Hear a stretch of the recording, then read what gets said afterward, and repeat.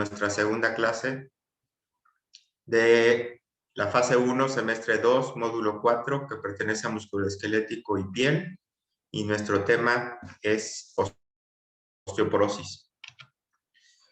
Desde principios del siglo, la Organización Mundial de la Salud, junto con la Fundación Internacional de Osteoporosis, nombró el 20 de octubre como el Día Mundial de la Osteoporosis, y esto se sigue haciendo, y de hecho se nombró la década de la osteoporosis. Este póster fue hecho en relación a esto y dirigido hacia la República Mexicana. En todas las partes del mundo se hizo la promoción, pero en cada una se fue adaptando.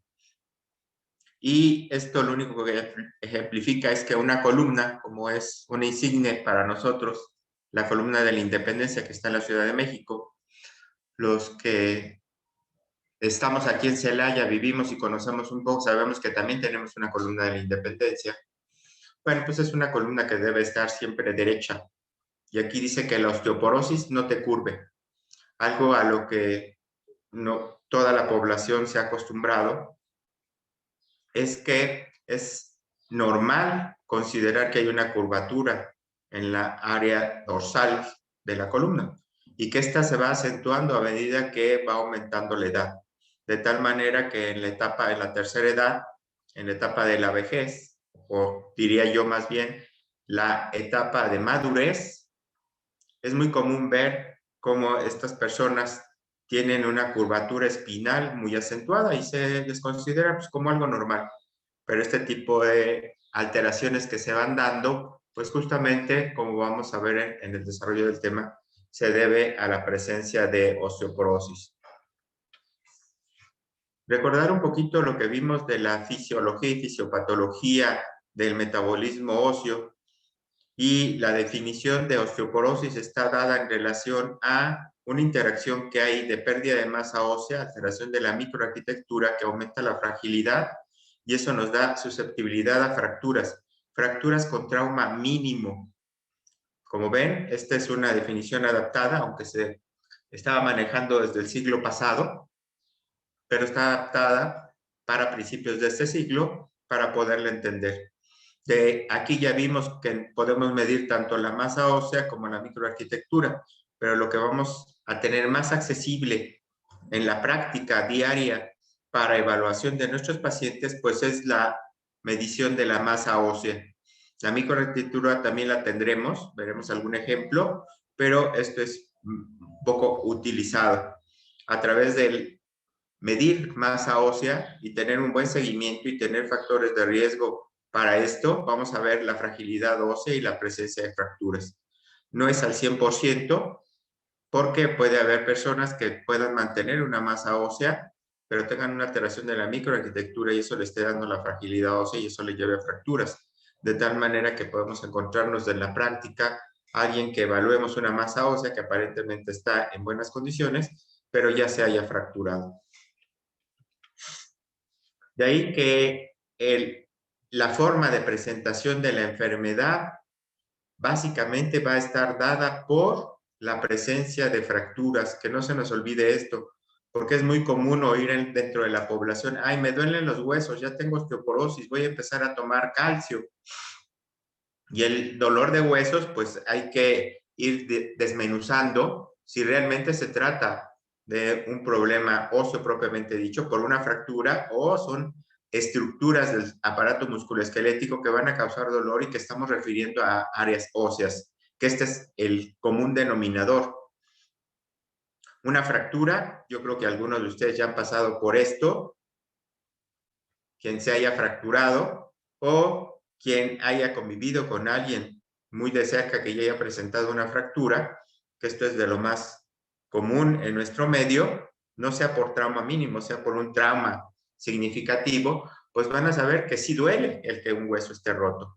Y eso es por la sensibilidad que se tiene a nivel de la cortical. Si se pierde la continuidad de la cortical, pues vamos a tener esa sensibilidad de dolor. Y regresando nuevamente a cómo está dada nuestra masa ósea, y nuestra microarquitectura, pues sabemos que la masa ósea está dada básicamente en un 70%, por eso lo utilizamos con un parámetro clínico de seguimiento, y la microarquitectura un 30%. Pero ese 30% puede ser significativo, vuelvo a insistir, en algunas personas que tengan masa ósea dentro de los parámetros normales, pero la microarquitectura esté afectada y eso lo lleve a la presencia de fracturas. ¿Cómo medimos esto en la clínica? Pues lo que utilizamos hoy en día se llama osteodensitometría ósea. Y eso es algo que se ha popularizado. La tecnología viene desde el siglo pasado, desde finales de la Segunda Guerra Mundial, el uso de densitómetros, y esto era para medir la densidad de los materiales con los cuales se construían todos los vehículos de guerra, para ver la mayor resistencia que podían tener estos, cómo se puede blindar, cómo se puede tener un material más resistente. Pues se fue adaptando, y ya para los 80 finales, principios de los 90, se tuvo una tecnología que se ha venido en los últimos 30 años mejorando, justamente en los osteodensitómetros, y se han ido generalizando. Ustedes ya pueden encontrar prácticamente en cualquier parte de la República centros donde estén un aparato de estos, que no nada más, como vamos a ver más adelante, miden la masa ósea, sino también pueden medir la masa muscular, la masa magra, la masa grasa, etcétera. Entonces se les ha ido buscando una aplicación clínica un poquito más versátil, aunque no sigue siendo tan generalizado como el tener un gabinete radiológico y tomar una placa de hueso, que esto sí prácticamente es muy accesible, muy barato, pero que no nos está dando una placa radiográfica, aunque tenemos más de 100 años de la utilidad de estos en la práctica, de poder tener un parámetro exacto de si nuestro paciente tiene osteoporosis o no. Empleábamos mucho el término antes de esta tecnología de osteopenia o osteoporosis, indiferentemente en la presencia de una radiografía, pero realmente cuando ya se presentan cambios radiográficos, se ha perdido más del 30% de esa masa ósea.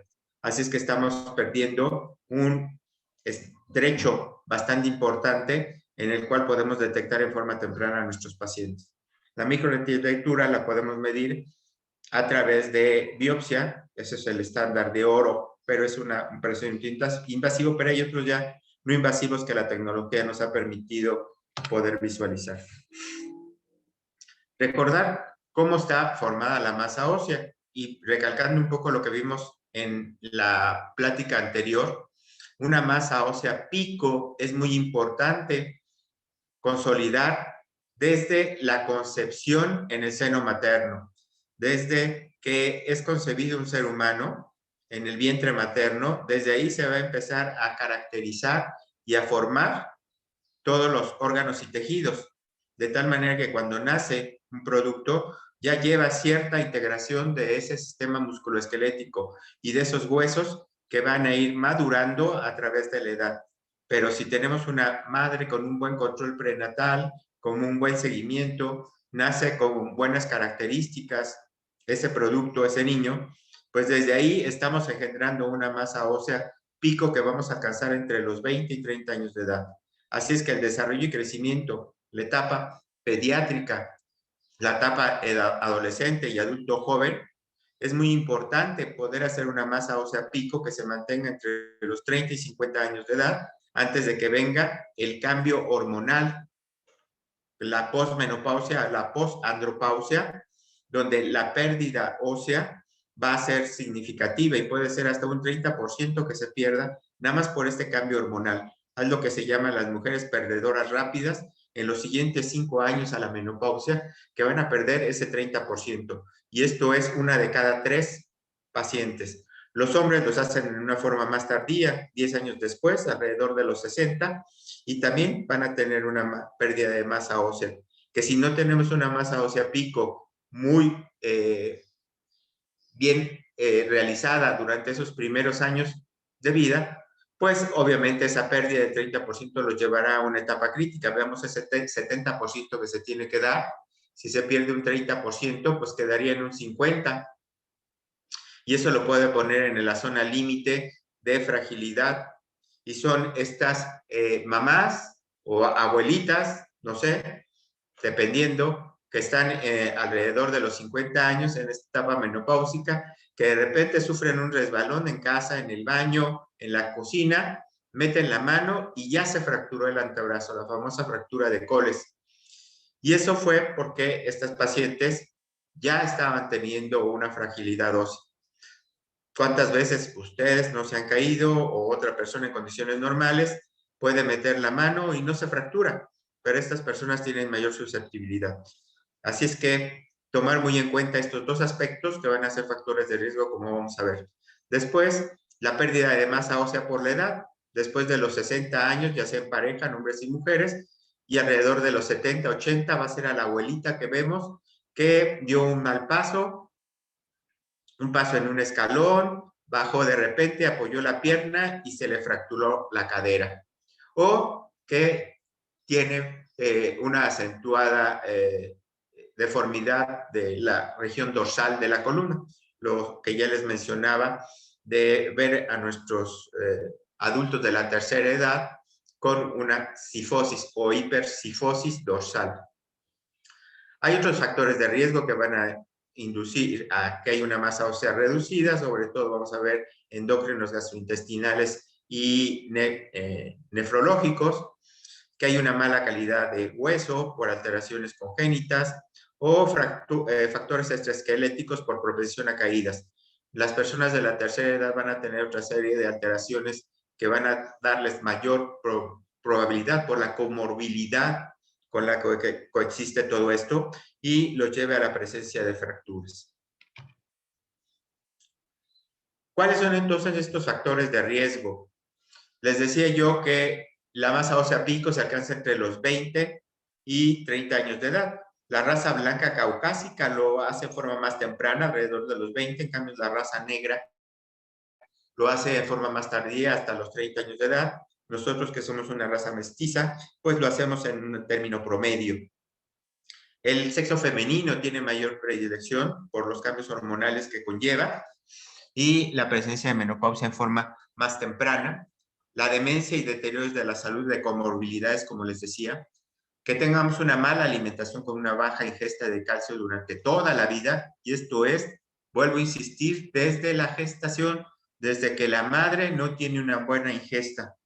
Se considera que la madre gestante debe tener un ingreso diario arriba de 1 gramo de calcio para poder suplir las necesidades tanto propias como la del producto, y que en la tercera edad, cuando ya tenemos alteraciones por la presencia de disminución de masa ósea, para tratar de mantener esto, o ya tenemos comorbilidades con trastornos gastrointestinales, la ingesta también debe ser alta, arriba de 1 gramo de calcio diario. La presencia de alcoholismo y tabaquismo es algo que está muy generalizado en nuestra población y que se ha relacionado con esto, básicamente alcoholismo.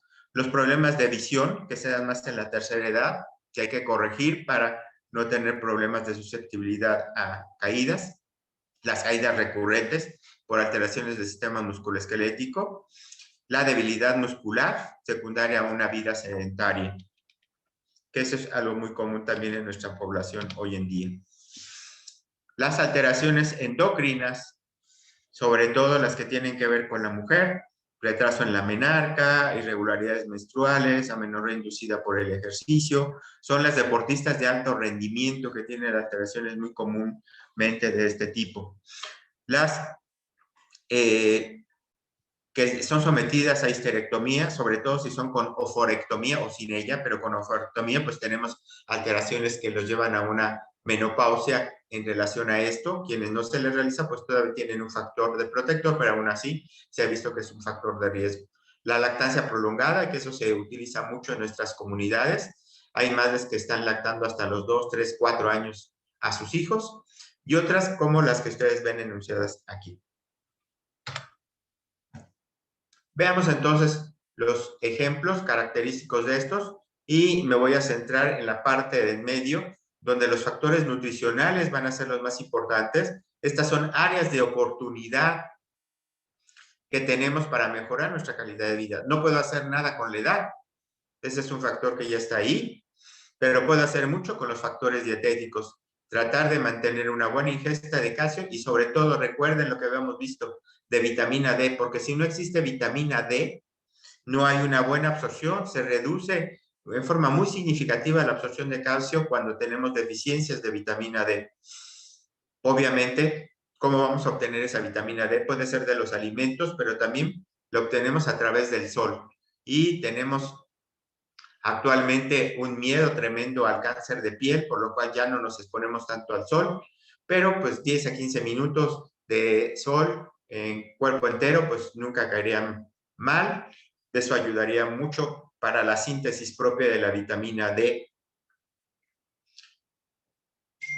¿Dónde tenemos otra área de oportunidad? En la ingesta de medicamentos. Aquí en la parte central tenemos una paciente con un síndrome de Cushing o hipercortisolismo secundario. Esto es por la ingesta de corticosteroides. Ya les mencionaba yo la plática anterior, cómo los corticosteroides van a influir dentro del metabolismo óseo y nos van a dar una susceptibilidad a mayor riesgo de fracturas por la interacción que tiene, tanto hormonales como desde el punto de vista también musculoesquelético. Y la presencia de enfermedades inflamatorias crónicas, como es las pacientes que tienen artritis reumatoide, que lo pueden ver en la parte central inferior, donde ya hay una deformidad de esta paciente por una artritis reumatoide, es característico. Entonces, mi área de oportunidad aquí es controlar en forma más efectiva ese proceso inflamatorio, que ya sabemos que tiene que ver mucho con, y lo vimos en la plática anterior, las citocinas, sobre todo la interleucina 6, que es ahora en día y se revisará en su momento cuando veamos el tema, ustedes revisen el tema de artritis reumatoide en el módulo integrativo o en el de medicina interna, como las diferentes alternativas que tenemos para el control de la enfermedad, muchas de ellas donde sabemos que produce esta enfermedad osteoporosis secundaria, tiene que ver con la interacción de citocinas y que si yo utilizo una citocina blanca como es la interleucina 6, pues esta me va a ayudar a que pueda haber una buena recuperación del control del proceso inflamatorio, pero también de una buena regeneración y modificación de ese factor de riesgo de osteoporosis.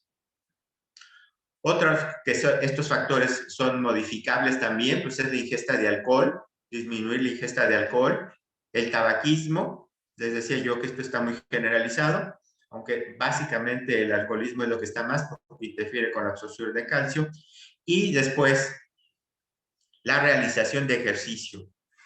Como vean ustedes, aquí no es tanto el ejercicio que haya realizado, sino la flexibilidad que todavía tiene esta persona de la tercera edad para poder haber desarrollado un split,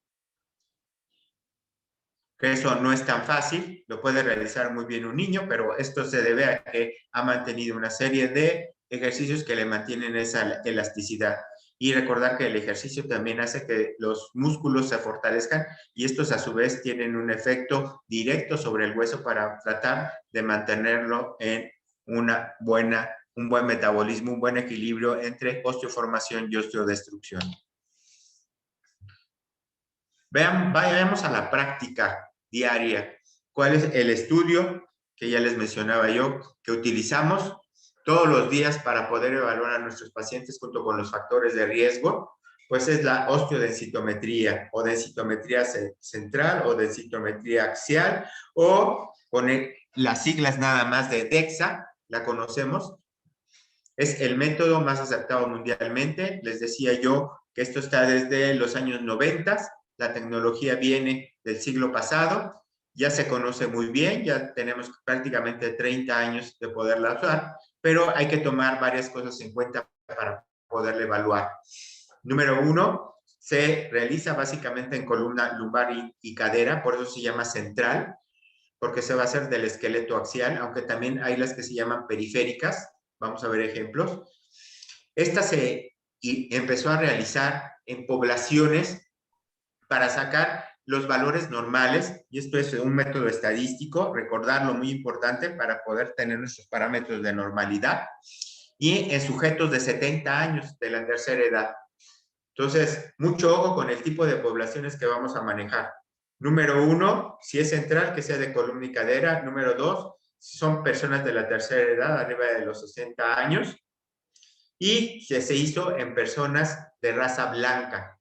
A través de los años se han ido adaptando estas poblaciones y se ha podido ir bajando y hacer estudios en el adulto ya por arriba de los 40 años, que es cuando se recomienda que se utilice ya esta técnica para ir detectando, sobre todo en aquellas personas que tienen factores hormonales que rondan entre los 40 y 50 años de edad o tienen menopausia precoz, para poder evaluar esto, y a poblaciones tanto de raza blanca, raza negra, raza oriental o raza mestiza como la de nosotros, y afortunadamente ya tenemos estadísticas que se pueden adaptar muy bien y que nos den un concepto para poder tener un diagnóstico más fino acerca de esto.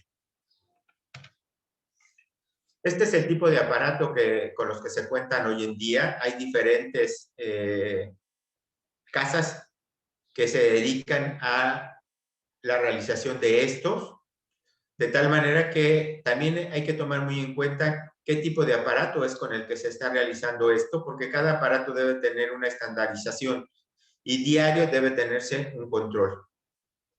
Esta técnica puede separar el hueso de otros tejidos y medirlo de cuerpo entero, de cadera, de antebrazo, de columna lumbar.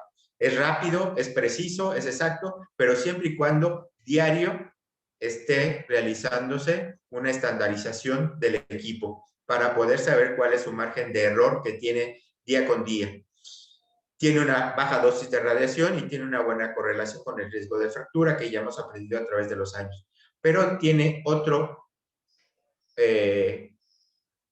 pues, desventaja, si lo vemos desde un punto de vista de que debe haber un técnico, como pueden ver ustedes aquí, que es el que está realizando el procedimiento y que es el que debe de señalar qué áreas son las cuales debe de ser medida la masa ósea en mi paciente.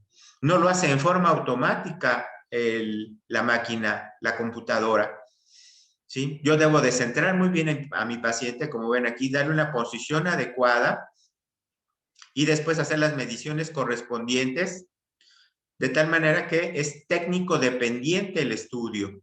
No es como una placa radiográfica, que también es un poquito técnico dependiente. El técnico debe saber cómo tomar una placa, en qué área y en qué condición, qué penetración le va a dar, si quedó muy blanda, si quedó muy penetrada, ya lo aprendimos nosotros y podemos de alguna manera subsanarlo, pero en este caso no. En este caso debe ser muy preciso y los técnicos que realizan estos estudios deben tener una capacitación y deben ser certificados periódicamente para la realización de su actividad. Así es que otra de las cosas que ustedes deben de tomar en cuenta es si el técnico que está realizando el estudio que ustedes van a revisar está hecho con las características idóneas para poder tener una buena interpretación. Por lo tanto, si mi técnico está certificado para que yo pueda tener confiabilidad en lo que me está reportando. De ahí, ¿cómo se reporta esto? Recuerden que es un método estadístico, como todos los procedimientos cuantitativos que yo puedo evaluar en mi paciente desde el punto de vista laboratorio o auxiliares de diagnóstico, como es en este caso la densitometría ósea. Se hace a través de las poblaciones, ya les dije cuál es la que se había hecho. Se hace un método estadístico, se toma una media y se hacen desviaciones estándar. En base a las desviaciones estándar se toma la curva, la campana de Gauss, que me ocupa el 90% de la población, y digo, el 90% de mi población en estas condiciones, de 70 años de raza caucásica, va a tener estas características y no tiene otro factor de riesgo y lo considero normal. Lo que se salga de ese rango, entonces ya lo considero anormal. Entonces es un método estadístico y toma desviaciones estándar, de tal manera que aquellos pacientes que tengan entre una desviación estándar 0 y menos una desviación estándar, se considera dentro del rango normal. Aquellos que tengan menos una desviación estándar a menos 2.5 se considera con masa ósea baja y se le denomina osteopenia. Y aquellos que tienen menos de 2.5 desviaciones estándar de una mujer joven y sana, se le considera ya con osteoporosis. Y si esta persona tiene además la presencia de una fractura con trauma mínimo, se le considera entonces una osteoporosis severa. Esta es una clasificación que se tiene desde el siglo pasado, que sigue siendo vigente hoy en día para la evaluación de este estudio. Aquí tienen algunos ejemplos de cómo se puede medir. Vean, este es un aparato Lunar Prodigy. Les digo que hay varias casas que se encargan de realizar estos equipos. Esta es la columna lumbar en AP. Esta es la columna dorso lumbar en lateral de cuerpo entero y me puede sacar toda la porción ósea o me puede sacar la masa magra y puede medir grasa corporal de tal manera que tiene otras características que se pueden evaluar hoy en día y que pueden servir para los nutriólogos, por ejemplo. Medimos las porciones centrales, columna lumbar, cadera, siempre tomando, se pueden hacer de los dos, pero la más significativa que vamos a tomar es la que no es predominante. O sea, uno que es derecho, vamos a tomar la cadera izquierda, uno que es izquierdo, vamos a tomar la cadera derecha. Pero generalmente siempre lo hacemos con la izquierda si tomamos en cuenta que todas deben ser diestros, pero no todos son en ese mismo caso. Y las periféricas, hay aparatos que se puede medir el antebrazo.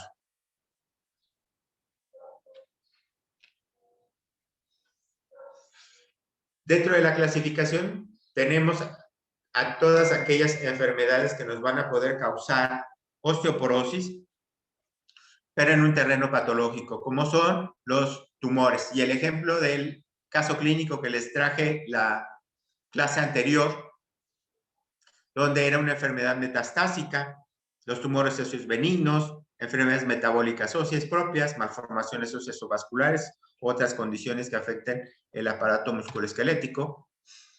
Vean aquí cómo se reporta los diferentes aparatos que existen.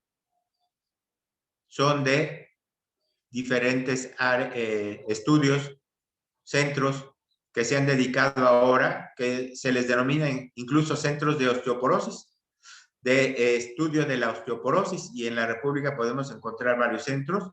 Dentro de nuestro estado tenemos uno muy importante que ya tiene cerca de 30 años de seguimiento de pacientes, que está en la ciudad de León, Guanajuato.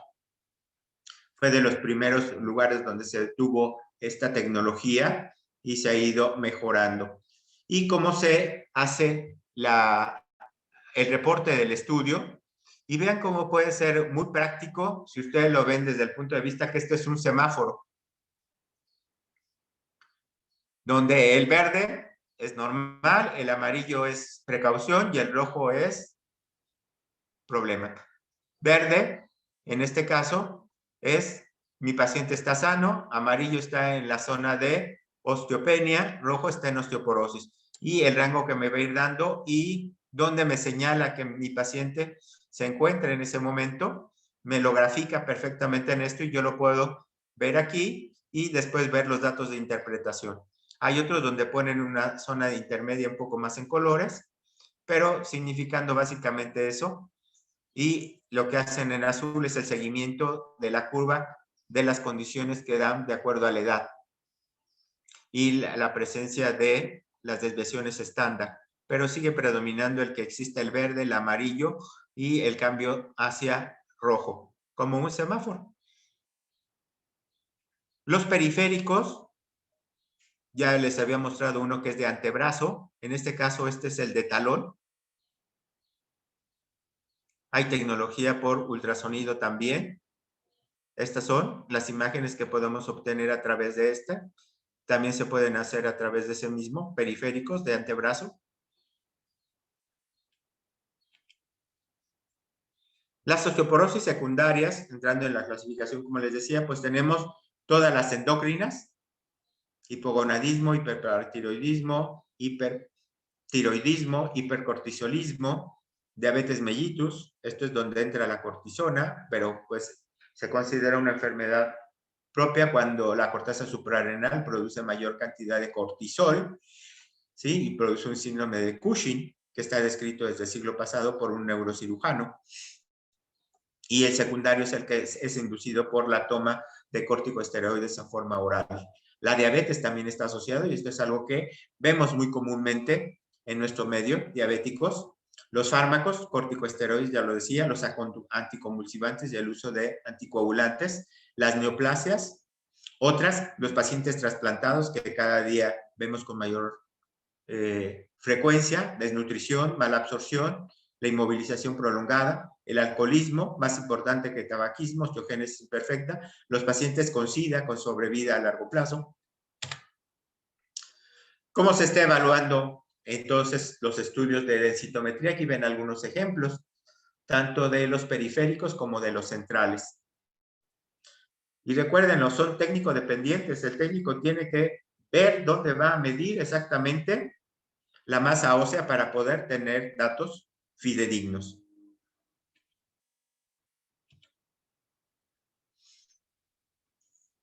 Otras enfermedades, las inflamatorias, como es la artritis reumatoide, que ya he hecho mucho énfasis en esto, la tirotoxicosis, síndrome de Cushing, hiperparatiroidismo, ya lo vimos, gastrectomías, problemas gastrointestinales, otro endocrino, insuficiencia gonadal, hemocromatosis, los diabéticos, sobre todo insulinodependientes, linfomas, leucemias, los hematológicos, la hemofilia, trastornos de coagulación, esclerosis múltiple, neurológicos, osteogénesis imperfecta, propias del aparato musculoesquelético, las alteraciones gastrointestinales, otra insuficiencia hepática, cirrosis biliar primaria, acromegalia, que implica prácticamente también afección del músculo esquelético, espondilitis anquilosante, que es otra enfermedad inflamatoria crónica, talasemias, las hematológicas, endometriosis ginecológica, amiloidosis, metabólica, talasemias y mieloma múltiple.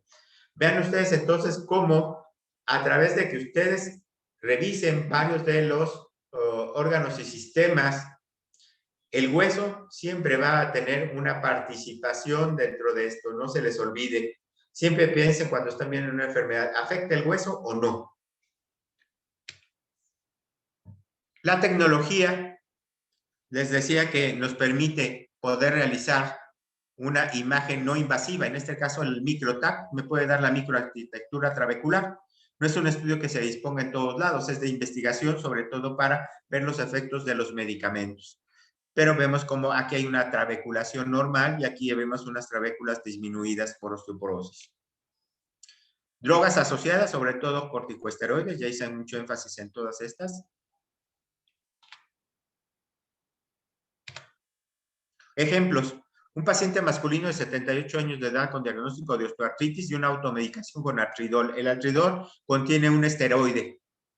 Y el esteroide, pues obviamente causó alteraciones en el metabolismo óseo, no propiamente la osteoartritis, lo cual le da una fractura de compresión de L1. La presencia de la hipercifosis dorsal en mi paciente. Y vean dónde está el rango de su densitometría, en -3. El T-score es siempre el que vamos a tratar de utilizar para esto.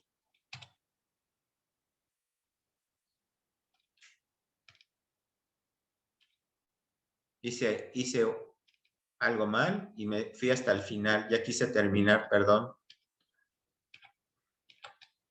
Todavía nos falta un poquito. Aquí está. Hay muchos marcadores acerca del metabolismo óseo. En la práctica ninguno ha sido, pero hay en la investigación. Simplemente para recargar. Es una imagen muy cargada. No la vamos a saltar rápido. Otro ejemplo de fracturas de cuerpos vertebrales. Este es en una posición lateral, L1, pero desde T7, 8, 9 y 10 ya tiene alteraciones. ¿Qué es lo que podemos utilizar nosotros en cuanto al tratamiento de nuestros pacientes? Pues calcio y vitamina D desde la gestación de la madre y después drogas antirresortivas o moduladoras de el metabolismo. Calcitonina ya casi no lo usamos, pero los hormonales sí se utilizan mucho, sobre todo en las mujeres, en las etapas críticas y en los hombres, y los inhibidores antiestrogénicos. Otro ejemplo, femenina de 76 años con diagnóstico de artritis, usuaria crónica de esteroides. Se identifica aumento en la densidad del cuerpo vertebral T12. Y aquí pues está dada su T-score, que está en el área roja, -3.5, por ahí va más o menos. Los medicamentos antirresortivos tenemos varios en el mercado. Estos son los más utilizados. Son los nombres comerciales. La evaluación de la columna vertebral en forma lateral con la morfometría nos sirve muy bien para poder diagnosticar otra vez esto. Y aquí tenemos fracturas de los cuerpos T10, T11, T12 y L1. Hay fármacos osteoformadores